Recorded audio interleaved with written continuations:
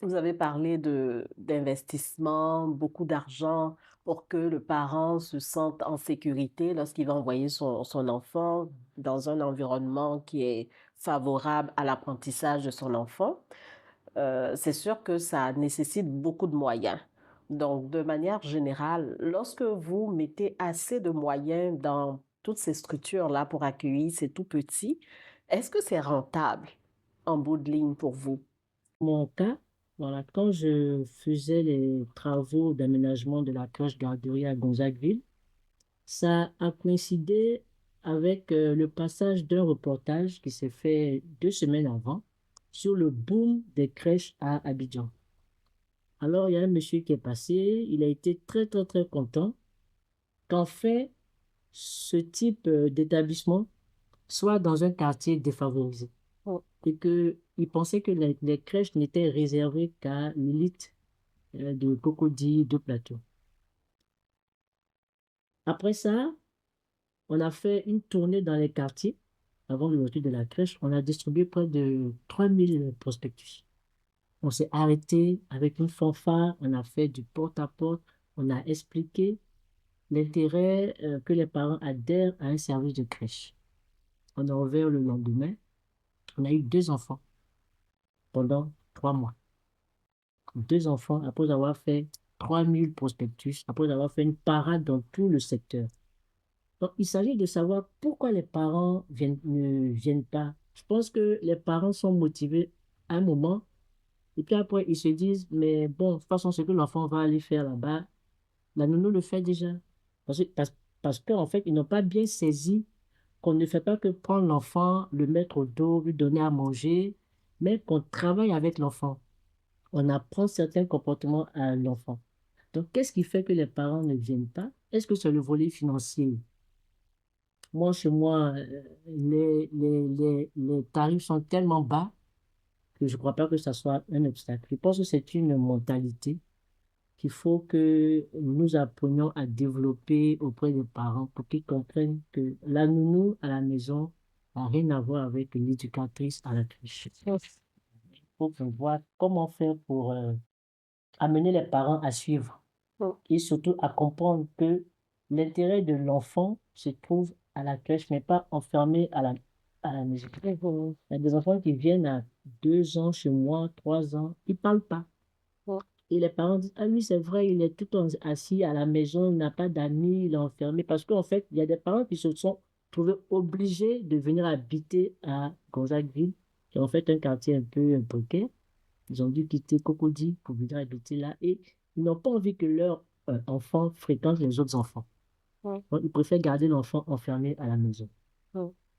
Après, quand ils se rendent compte que l'enfant ne parle pas, l'enfant est renfermé sur lui-même, ils cherchent maintenant qui va aider l'enfant à retrouver ce qu'il n'a pas pu acquérir rapidement. Donc, ils se dirigent vers les crèches.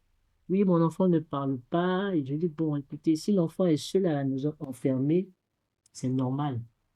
Donc, souvent, on a ce genre d'enfant-là, on les prend, mais il faut que les parents comprennent qu'il faut qu'ils fassent sortir les enfants, qu'ils les inscrivent dans des établissements qui sont aptes à les prendre en charge et à les aider dans leur développement. Il faut que les parents suivent, les parents ne suivent pas.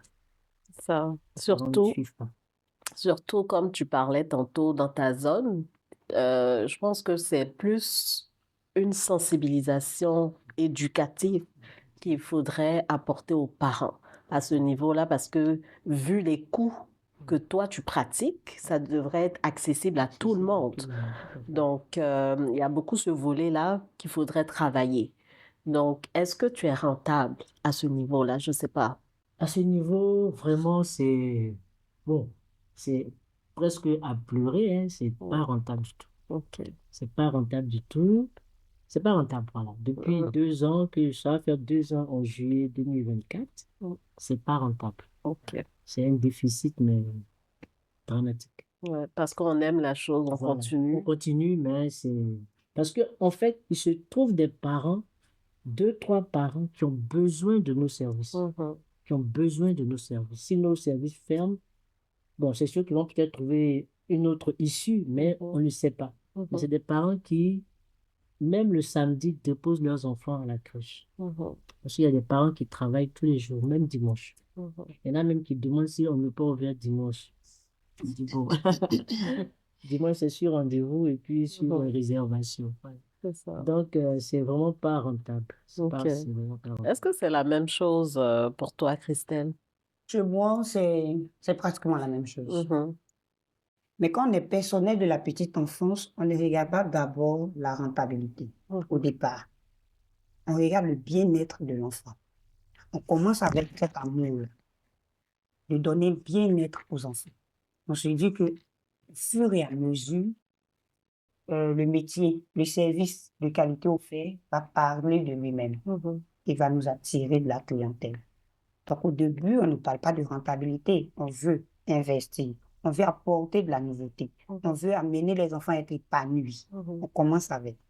Mais après, quand ça ne marche pas, ça ne marche pas. Mhm. Parce C'est qu'il ça. il faut investir beaucoup pour attirer les enfants. Les enfants aiment le beau. Ok. Mais quand ils ne sont pas nombreux, il arrive que, voilà, on fait avec parce qu'on aime la chose. Mhm. Et on espère qu'à la longue, ça sera accompagné et puis ça sera gagné. On a J'espère. espoir, mais oui, On on a espère. espoir. Nadège, est-ce que toi aussi c'est pareil de ton côté? Moi, il faut dire que, comme j'ai dit auparavant, je me suis fait accompagner par quelqu'un. Mhm. Et cette dame-là m'avait déjà prévenue. Elle m'a dit du fait que ici en Côte d'Ivoire, on n'a pas encore changé les mentalités. On ne peut pas prétendre avoir une crèche rentable, même à 2 ans. Il faut vraiment faire un plan sur 5 ans. Donc, nous, on a fait notre plan sur 5 ans tout en espérant être rentable à 1 an. Ça, c'est la vérité parce que tu ne vas pas injecter des fonds. Mais les plus gros défis pour ma part, c'est déjà le coût opérationnel. Mhm. Parce que tu as tes charges qui ne vont pas changer. Elles sont là, que ce soit le loyer, que ce soit l'entretien ou encore toutes les pulvérisations qu'il faut faire dans l'école, le salaire. Et c'est quelque chose qu'il faut chaque jour entretenir, essayer de faire son maximum pour pouvoir subvenir à ce point-là parce que tu as des employés. Et ensuite même, ça sera déjà le personnel, le recrutement, Mm. Et parce qu'il faut qu'on trouve des personnes qualifiées. Tout le monde a un diplôme, mais tout le monde n'est pas vraiment investi à venir travailler en crèche garderie. Parce qu'à la différence des maternelles, on s'occupe des tout petits. Mm. Donc, on a beaucoup plus de réglementation. On a beaucoup plus de restrictions. Enfin, je ne veux pas dire restrictions, mais il faut vraiment qu'on soit aux petits soins, que les toutes petites choses soient réglementées, que ce soit en interne, en termes de procédure, il faut qu'on arrive à le faire. Donc, du fait qu'on ait ces réglementations en plus qui réduisent le taux de capacité en crèche. Mm. Tu veux bien ouvrir une crèche, tu as un bel espace, il est bien grand, mais on viendra te dire que voilà, pour cet espace, tu ne peux avoir que tel nombre d'enfants, pas plus. Mm. Quand on sait que si on veut avoir on se dit avoir la capacité, mais on n'aura pas cette capacité de garder le taux d'occupation vraiment élevé tout le temps. Même pour retenir le personnel, ça sera pareil. Parce que tu veux garder les mêmes personnes pour avoir un environnement stable pour les enfants, qu'ils aient les mêmes visages. Donc, il y a encore ce défi-là à pouvoir retenir et recruter les bonnes personnes. Je ne vais même pas rentrer dans tout ce qui est sécuritaire parce qu'on veut tellement être efficient du côté opérationnel et sécuritaire qu'on va faire des investissements, que ce soit pour les caméras, que ce soit pour la sécurité même, que l'hygiène. Ça sera beaucoup d'investissements que le parent ne voit pas immédiatement. Mais nous, en arrière-plan, vous allez voir. Je vous prends un tout petit exemple. Un parent qui vient, qui nous dit, « Ah, mais j'aime bien votre crèche, elle est belle, machin. Mais j'aurais apprécié que mon enfant, par exemple, euh, on soit dans la climatisation tout le temps. » D'accord, on veut bien. Oui. Mais il y a le courant. On fait comment? On augmente? Est-ce que vous allez payer la formule pour cela? On peut bien le faire, mais en même temps, on fera attention parce que d'un côté, je dirais, du côté de la santé, on ne peut pas garder un enfant enfermé dans la climatisation tout le temps. Il a besoin de l'air. On a besoin de réfléchir et d'être très inventif quand on est inventif et créatif quand on travaille dans la petite enfance, que ce soit pour les parents, que ce soit pour les enfants, que ce soit pour nous-mêmes ou même pour le personnel.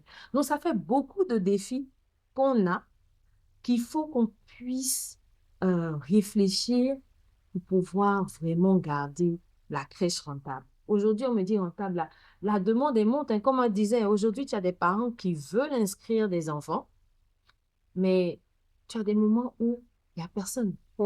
Absolument personne. On fait comment? Est-ce que ça sera seulement de la communication? Oui, on peut vous offrir du 24 heures sur 24. On peut vous offrir du 7 jours sur 7. Ben, ça a un coût. Et ce coût-là, comment on fait quand on est sur fonds propres?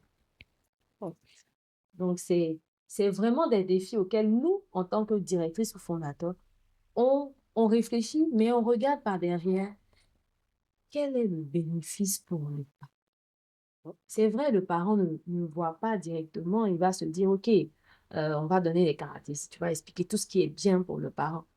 Nous, on sait, mais lui, le parent, est-ce que lui, il voit le bénéfice pour lui-même d'envoyer son enfant à la crèche? Parce que nous, on n'est pas forcément là pour avoir de l'argent, parce que oui, il y a des crèches qui sont là pour de l'argent, qui sont remplies, mais qui n'offrent pas le service que nous offrons parfois. C'est ça. Aussi, le bénéfice pour l'enfant parce que c'est lui qui est le centre de toute chose. Ça, Oui.